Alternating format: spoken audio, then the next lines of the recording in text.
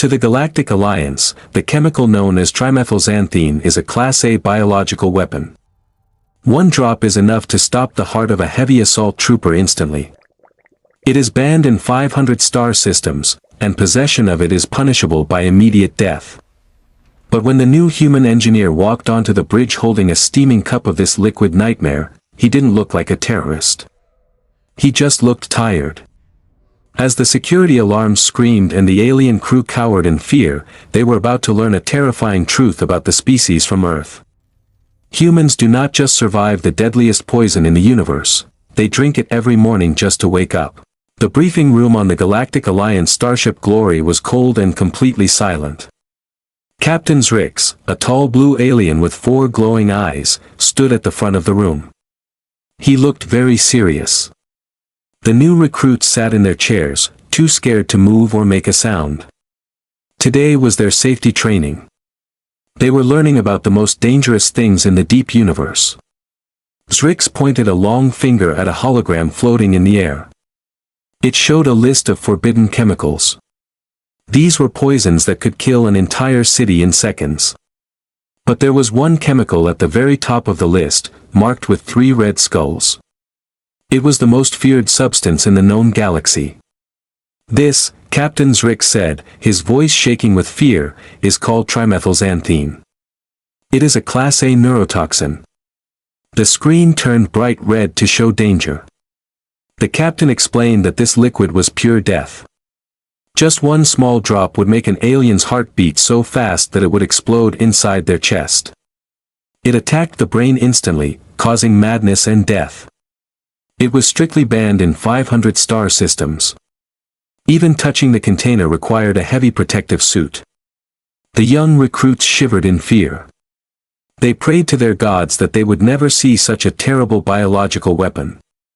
Suddenly, the heavy metal doors slid open with a loud hiss. The intense silence was broken.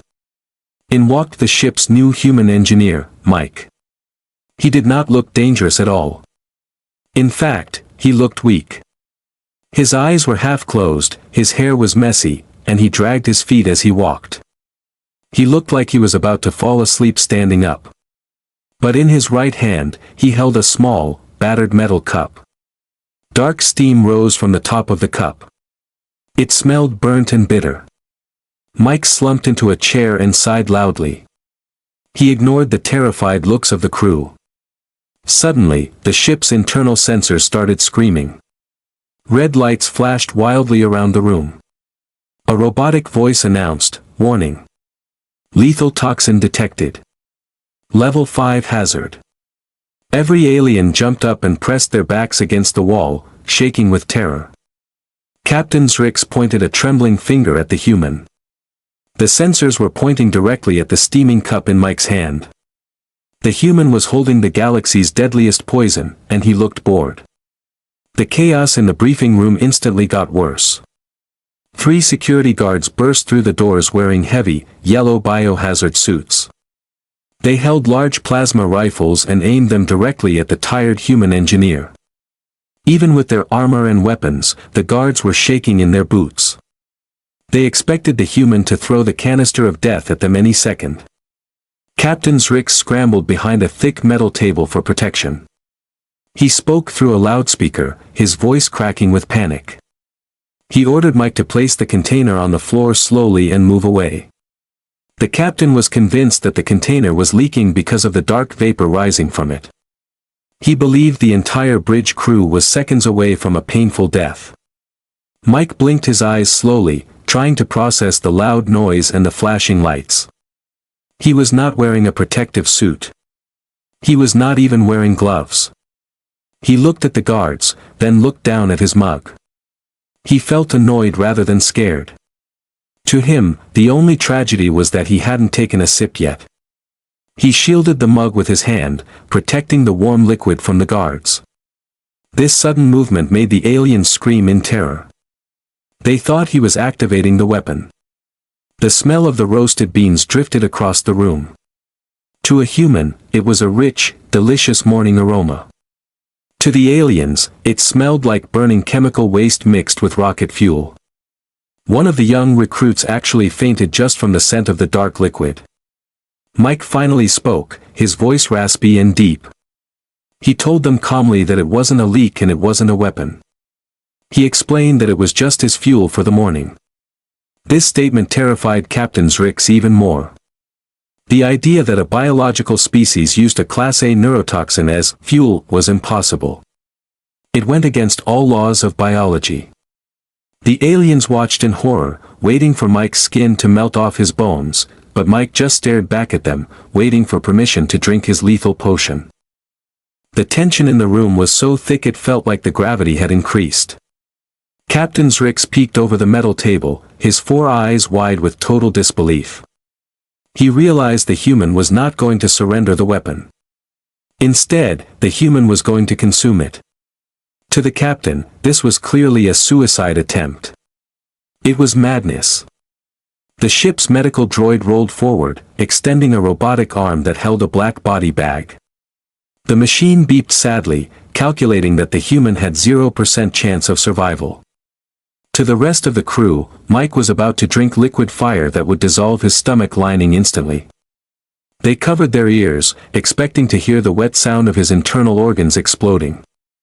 Mike did not care about the drama or the alien soldiers pointing guns at him. He only cared about the warmth in his hands. He brought the rim of the battered mug to his lips. The steam hit his face, and for the first time that morning, a small, human smile appeared on his tired face. He tipped his head back. The black sludge flowed into his mouth. The aliens gasped in unison, a sound of pure horror. They watched the liquid travel down his throat.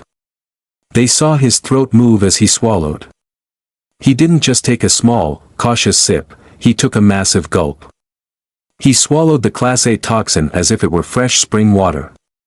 The silence that followed was terrifying. The security guards lowered their weapons, too shocked to shoot. They simply stared, waiting for the inevitable screaming to begin. They waited for Mike to fall to the floor, foam at the mouth, and convulse in pain. The medical droid scanned Mike's body with a blue laser, looking for the exact moment his heart would stop beating. But nothing happened. Mike just lowered the mug, wiped his mouth with the back of his hand, and let out a long, satisfied breath that sounded like a growl. The poison was inside him now. The crew stared at him as if he were a ghost, waiting for the delayed reaction that would surely kill him in the next few seconds. Instead of dying, a terrifying transformation began to take place in the human engineer. The gray, sickly color of his skin vanished, replaced by a healthy, flushed pink. The dark bags under his eyes seemed to evaporate in seconds. His spine, which had been curved with exhaustion, suddenly snapped straight with a loud crack that echoed in the silent room. To the aliens, this sound was sickening, like bones breaking, but Mike just rolled his shoulders and stretched his neck. The neurotoxin was not killing him. It was mutating him. It was turning the slow, sleepy creature into something vibrant, alert, and dangerous. The chemical was racing through his veins, unlocking hidden reserves of energy that no other species possessed. The medical droid began to flash red again, but this time the warning was different. It projected a hologram of Mike's internal organs for everyone to see. The captain gasped in horror at the data. The human's heart rate had skyrocketed, beating at a speed that would cause a normal heart to burst. His blood pressure was critical. His nervous system was firing electrical signals faster than a supercomputer. According to galactic medical science, Mike was currently in a state of extreme combat shock. The droid announced that the subject was experiencing a berserker rage caused by chemical overdose. The aliens shrank back, expecting Mike to attack them in a blind fury. Mike did not attack. He simply stood up from his chair with frightening speed. His movements were no longer sluggish, they were sharp and precise. His eyes, once dull and half-closed, were now wide open and darting around the room, taking in every detail. He looked at the terrified captain and announced that he finally felt like a person again. He tapped his fingers on the table, creating a rapid, rhythmic drumming sound that made the aliens nervous. They realized a horrifying truth in that moment. Humans did not just survive poison, they required it. They used lethal chemicals to overclock their own biology, turning themselves into monsters just to get through the morning. Just as the crew began to accept that Mike wasn't going to die, the entire ship shuddered violently. A deafening boom echoed through the hull, knocking the standing guards to the floor. The emergency alarms changed from the toxin warning to a much worse sound, collision detected. Power failure imminent. A rogue asteroid, hidden by a magnetic storm, had smashed into the Glory's port engine. The bridge instantly plunged into darkness, lit only by the spinning red emergency strobes. Gravity began to fail, causing the panicked crew to float helplessly above their chairs. The ship was dead in the water, drifting toward a massive asteroid belt that would tear them to pieces. The aliens were paralyzed by biology. Their brains were evolved to be careful, logical, and slow. In a crisis, they needed time to process fear, but there was no time left. Captain Rix tried to float toward the command console to type in the restart code, but he moved like he was swimming through thick jelly. To him, the seconds were ticking away normally, but the ship was dying fast. The main computer screamed that life support would fail in 20 seconds. The crew accepted their fate. They closed their eyes, preparing for the cold vacuum of space to freeze them solid. They simply could not move fast enough to save themselves. Then, a blur of motion cut through the darkness. It was Mike. Fueled by the Class A toxin, his nervous system was vibrating at a speed impossible for the aliens to track. He didn't float helplessly, he kicked off the wall with violent force, flying across the room like a missile. He grabbed the railing of the engineering station and pulled himself down. His hands were a blur. The sound of his typing was like a machine gun, clack clack clack. To the aliens, his fingers were moving so fast they were invisible. He was rewriting the entire engine safety protocol in mere seconds. He bypassed the damaged fuses and rerouted power from the shields to the thrusters. With one final, aggressive keystroke, he slammed the Enter button. The engines roared back to life, catching the ship just seconds before it crashed. The human had outrun death itself. The blinding white lights of the bridge flickered back on. The artificial gravity stabilized, dropping the floating crew members gently to the floor. The crisis was over, and the ship was safe. Mike stood alone at the engineering console, looking completely relaxed. He was the only one who wasn't breathing hard. He tilted his metal mug upside down, shaking out the very last drop of the black liquid. The alien crew stared at him with a mixture of deep fear and total worship. They realized that the neurotoxin had not just saved Mike, it had saved all of them. The captain looked at the human with new eyes. He finally understood that humans were biological nightmares who drank death just to feel normal. Captain Rix immediately pulled out his official data pad. His hands were still trembling as he deleted the old safety report. He began typing a new, Priority 1 protocol for the entire fleet. He named it the Caffeine Rule. The new law was simple: under no circumstances should any crew member speak to, look at, or ask a question of a human until the human has finished their morning poison. To interrupt a human before their consumption ritual was now considered a dangerous crime. The captain marked the file as top secret and sent it to the Galactic High Command. He hoped no other ship would ever have to face the horror of an uncaffeinated human during an emergency.